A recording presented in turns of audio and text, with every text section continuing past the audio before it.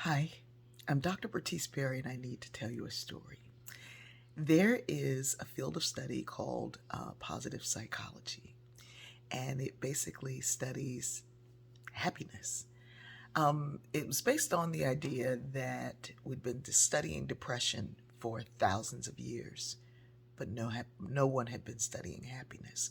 No one had studied joy or awe or the things that make people um, feel complete. And we were studying the opposite.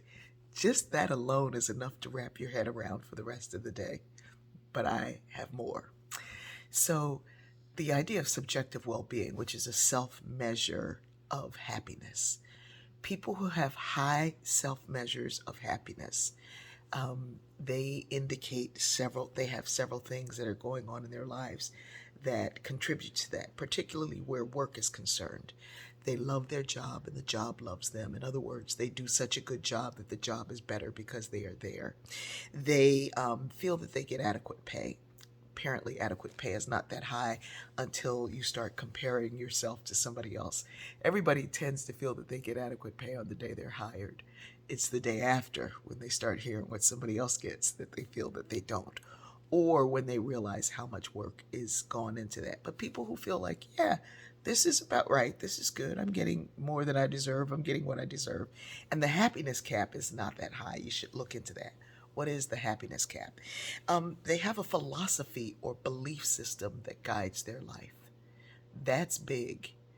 To have a philosophy or belief system that guides your life. All of these people who have high measures of subjective well being or happiness, they have a philosophy or belief system that guides their life. They believe in something outside of themselves, something bigger than you. All of the research, success research, for athletes, whomever, they say you have to believe in something bigger than you, outside of you. And then you can believe in yourself. You have to believe in yourself, but that belief in yourself comes from a belief in a higher source. Um, they have a support system outside of work. You can't go to the job without taking the problems from home, but it's easier to go home without taking the problems from the work. That's true. Um, it's it's difficult for people to see. Now, sometimes people who are in healthcare, service jobs, they internalize the problems and take them home. They internalize that. And that's difficult because it becomes a thing. It's hard to separate. And one of the reasons why I think it's hard for us to separate some of this stuff is because when people ask us who we are, we tell them what we do. And it's hard to separate that. Um, this is the biggest one to me. And whether or not you feel you get adequate pay, whether or not you feel that you love your job, to me, this is what you can control. Owning the keys to your own house of well being.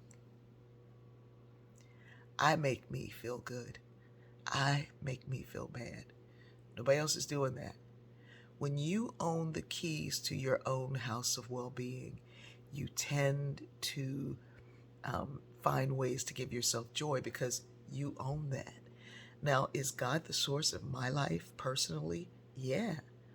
But I'm in charge of what I put in it, what music I listen to, what books I read, what people I'm around, what church I attend. I'm in charge of the food that I eat, of the beverages that I drink. I'm in charge of what I put in me. I'm in charge of how I respond to something. And the minute you feel you're no longer in charge of what somebody made you do, how you feel about you goes down, how you feel in life. I hope this is helpful to somebody. This is something that I used to share years ago, um, but it's important now. It's important now that we know that we can control. We have more efficacy than we believe or know. But it's also important that we know that even when things are difficult around us, life is still beautiful. I love you.